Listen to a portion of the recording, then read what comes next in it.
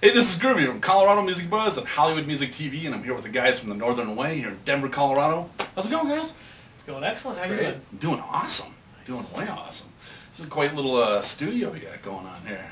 Thanks. All this guy. We needed a place to practice, so Yeah. put a little paint on the walls and a deer. And Yeah.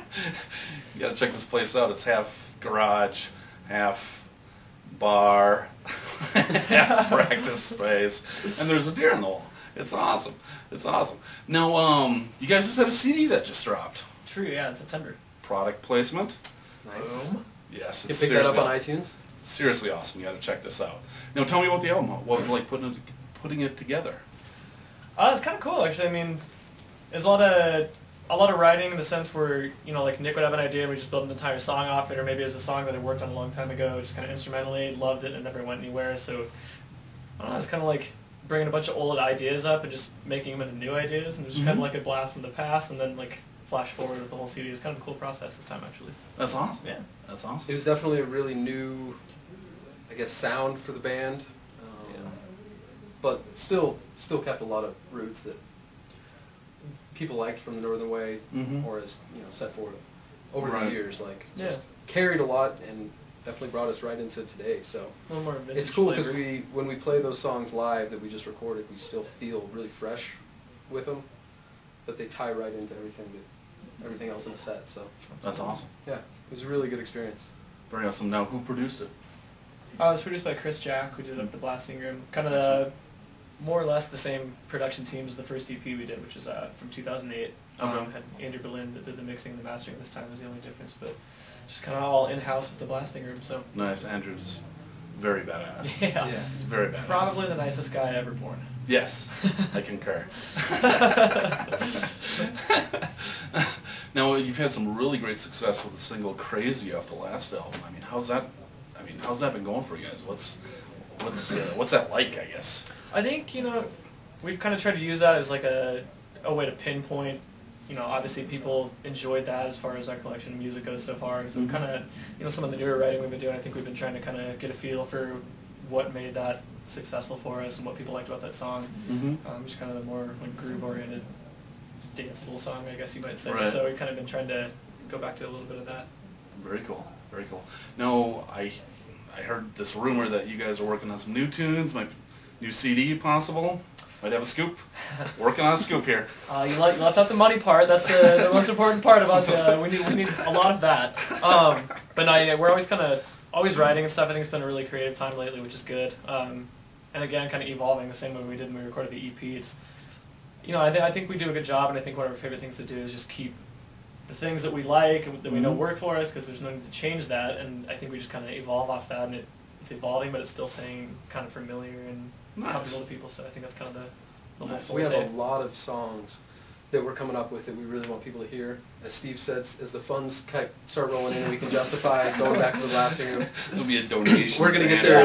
We're gonna get there as soon as we can and really push, because there's some music that we're coming up with that we think is incredible. Yeah. So hopefully when it gets outside of this room, the deer loves it. But Well, I hate to break it to you guys, but you're actually pretty dang popular. I don't know if you've noticed. I don't know if you've gotten the memo, but there's people tend to like your stuff. Only on stage. When I get off stage, it's back to just zero friends. Welcome to my life. So, say if the money flows, when's this new CD gonna drop? I mean, I could definitely see us, and we've certainly talked about getting some stuff together for this year. Not exactly sure. maybe get up there in the summer, or maybe drop something again in the fall. We dropped this last EP in September, so maybe make it a yearly Yeah, Another it's kind of product an annual placement. deal. Ooh, yeah, starting line EP. It's like, do I have the right one? Yeah. Wait, is it Slayer? Oh no. It is. No.